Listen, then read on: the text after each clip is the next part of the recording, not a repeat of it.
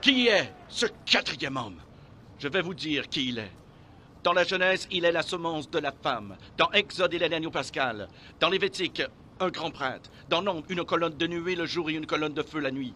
Dans Deutéronome, il est le prophète comme Moïse. Dans Josué, il est le capitaine de notre salut. Dans Juge, il est notre juge et législateur. Ruth, il est le rédempteur. 1 et 2 Samuel, il est un prophète de confiance. Dans Roi et Chronique, notre roi qui règne. Dans Esdras, le scribe fidèle. Dans Néhémie, le reconstructeur des murs détruits de la vie humaine. Dans Esther, notre Mardoché. Dans Job, il est l'aurore du ciel et notre éternel rédempteur. Dans Psaume, l'Éternel notre berger. Dans Proverbe et Ecclésiaste, notre sagesse. Dans Cantique des Cantiques, il est l'amoureux de l'époux. Dans Ésaïe, il est le prince de paix. Dans Jérémie, il est le germe juste. Dans Lamentation, le prophète qui pleure. Dans Ézéchiel, l'homme aux 4 visages. Dans Daniel, le 4e homme de la fournaise ardente.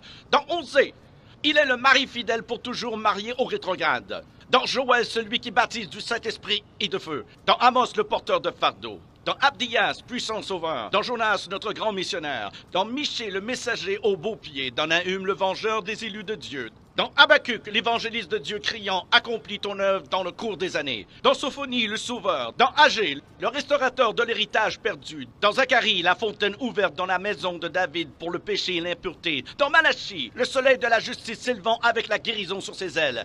Qui est ce quatrième homme?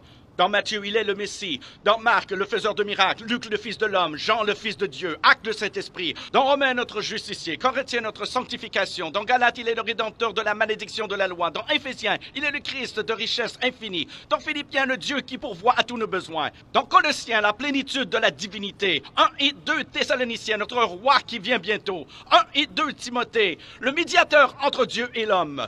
Tite, notre fidèle pasteur. Philémon, notre ami qui est plus proche qu'un frère. Dans Hébreu, le sang de l'alliance éternelle. Dans Jacques, le grand médecin. 1 et 2 Pierre, le grand berger. 1, 2 et 3 Jean, il est amour. Dans Jude, le Seigneur venant avec 10 000 de ses saints. Dans Apocalypse, le roi des rois et le Seigneur des seigneurs.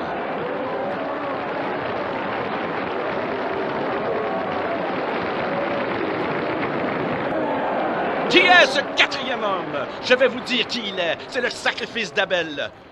L'arc-en-ciel de Noé, le bélier d'Abraham, le puits d'Isaac, l'échelle de Jacob, les fardeaux d'Ézéchias, le sceptre de Judas, la verge de Moïse, le manteau d'Élie, le bâton d'Élisée, la corne d'huile de Samuel, la fronde de David, la figue hâtive d'Ésaïe, le cadran solaire d'Ézéchias, les mouchoirs et le linge de Paul, le rocher de Pierre, la cité de perles de Jean.